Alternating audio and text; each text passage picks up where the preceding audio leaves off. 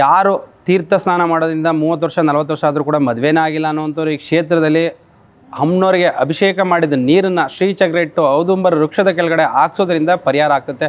ನಂಬಿಕೆ, ಭಕ್ತಿ, ಶ್ರದ್ಧೆಯಿಂದ ಬನ್ನಿ, ಖಂಡಿತ ಪರಿಹಾರ ಆಗ್ತದೆ. ಅಮ್ಮನ ನೋಡಿದ ತಕ್ಷಣನೇ ಅನ್ಸುತ್ತೆ, ಏನೋ ಒಂಥರ ಫೀಲ್ ಆಗುತ್ತೆ ಮನಸ್ಸಲ್ಲಿ, ಬಾಡಿ ವೈಬ್ರೇಷನ್ ಆಗುತ್ತೆ. ದೇವಸ್ಥಾನಕ್ಕೆ ಕಾಲಿಟ್ಟಾಗ ಒಂದು ಏನೋ ಪೀಸ್ ಫೀಲ್ ಸಿಗುತ್ತೆ, ಗುಡ್ ಫೀಲ್ ಸಿಗುತ್ತೆ, ಆಲ್ ಈಸ್ ವೆಲ್ ಅಂತ ಅನಿಸುತ್ತೆ. ಬಟ್ ನಂಬಲೇಬೇಕು ಅಂದ್ಕೊಳ್ತೀವಿ, ಸೂರ್ಯ ಚಂದ್ರ ಎಲ್ಲ ಇದ್ದಾರೆ ಅಂತಂದರೆ ಅದು ನಂಬಲೇಬೇಕಲ್ವ, ದೇವರು ಇದ್ದಾರೆ, ದೆವ್ವನೂ ಇದ್ದಾರೆ ಅಂತ ನಂಬಲೇಬೇಕು.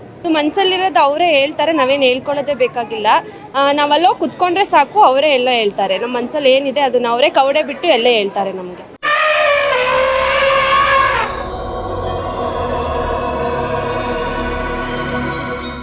ಪವಾಡ ಬಸವೇಶ್ವರ ಪುಣ್ಯಕ್ಷೇತ್ರ ಮಂಡ್ಯ ಜಿಲ್ಲೆ ಪಾಂಡವಪುರ ತಾಲೂಕು ಕೇರ್ಪೇಟೆ ರೋಡು ಬೆಟ್ಟಳೆ ಹಾಗೂ ಹುಲಿಕೆರೆ ಕಪ್ಪಲು ಮಧ್ಯದಲ್ಲಿ ಬರುತ್ತೆ.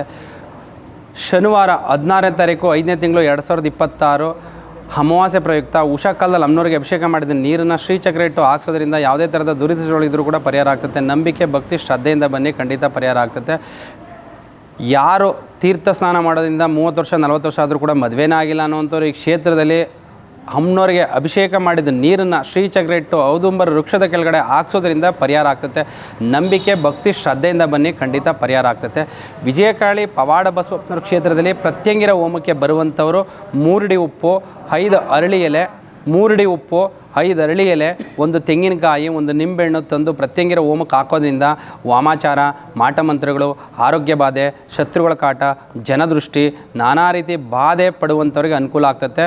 ಮತ್ತು ಹಣಕಾಸಲ್ಲಿ ಮುಗ್ಗಟ್ಟು, ಹಣಕಾಸಲ್ಲಿ ಅಭಿವೃದ್ಧಿ ಆಗ್ತಿಲ್ಲ, ನಮಗೆ ವ್ಯಾಪಾರದಲ್ಲಿ ಅಡೆತಡೆ ಆಗ್ತದೆ, ನಾವು ಏನೇ ವ್ಯವಹಾರ ಮಾಡಿದ್ರೂ ಕೂಡ ಅನುಕೂಲನೇ ಆಗ್ತಿಲ್ಲ ಅನ್ನುವಂಥವ್ರು ಪ್ರತ್ಯಂಗಿರ ಹೋಮಕ್ಕೆ ಬರುವಂಥವ್ರಿಗೆ ಲಕ್ಷ್ಮೀಕಾಯಿನ ಉಚಿತವಾಗಿ ಕೊಡುವಂಥದ್ದಿರುತ್ತೆ. ಈ ಕ್ಷೇತ್ರದಲ್ಲಿ ಬಂದು ಪ್ರತ್ಯಂಗಿರ ಹೋಮಕ್ಕೆ ಭಾಗವಹಿಸಿ ಆ ಲಕ್ಷ್ಮೀ ಕಾಯಿನ ಮನೇಲಿಟ್ಟು ಪೂಜೆ ಮಾಡೋದ್ರಿಂದ 21 ಬಾರಿ ಶ್ರೀಂ ಗಂ ಗಣಪತಿಯೇ ನಮಃ ಅಂತೇಳಿ ಈ ಮಂತ್ರನ ಹೇಳಿ ಸ್ಪಟನೆ ಮಾಡೋದ್ರಿಂದ 100ಕ್ಕೆ 101% ರಿಸಲ್ಟ್ ಸಿಗುತ್ತೆ. ನಂಬಿಕೆ, ಭಕ್ತಿ, ಶ್ರದ್ಧೆಯಿಂದ ಬನ್ನಿ, ಖಂಡಿತ ಪರಿಹಾರ ಆಗ್ತದೆ.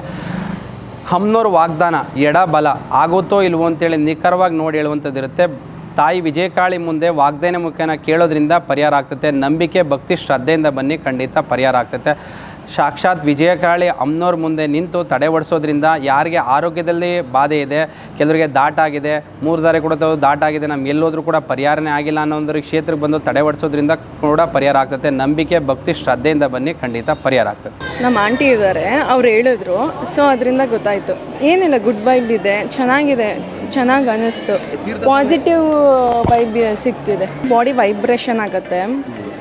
ದೇವಸ್ಥಾನಕ್ಕೆ ಕಾಲಿಟ್ಟಾಗ ಒಂದು ಏನೋ ಪೀಸ್ ಫೀಲ್ ಸಿಗುತ್ತೆ, ಗುಡ್ ಫೀಲ್ ಸಿಗುತ್ತೆ, ಆಲ್ ಈಸ್ ವೆಲ್ ಅಂತ ಅನಿಸುತ್ತೆ. ಅನ್ನಿಸ್ತಿದೆ ಇವಾಗ ಬರಬೇಕು ಅಂತ. ಖಂಡಿತ ಡೆಫಿನೆಟ್ಲಿ ಬರ್ತೀನಿ. ಅದು ಅವ್ರವ್ರು ಇಚ್ಛೆಗೆ ಬಿಟ್ಟಿದ್ದು. ನಂಬ್ತಾರೆ, ನಮ್ಮದೇ ಇರೋರು ಇರ್ತಾರೆ. ಬಟ್ ನಂಬಲೇಬೇಕು ಅಂದ್ಕೊಳ್ತೀವಿ, ಸೂರ್ಯ ಚಂದ್ರ ಎಲ್ಲ ಇದ್ದಾರೆ ಅಂತಂದರೆ ಅದು ನಂಬಲೇಬೇಕಲ್ವ, ದೇವರು ಇದ್ದಾರೆ, ದೆವ್ವನೂ ಇದ್ದಾರೆ ಅಂತ ನಂಬಲೇಬೇಕು. ತುಂಬ ಇದೆ ಅಂತ ಅನಿಸುತ್ತೆ.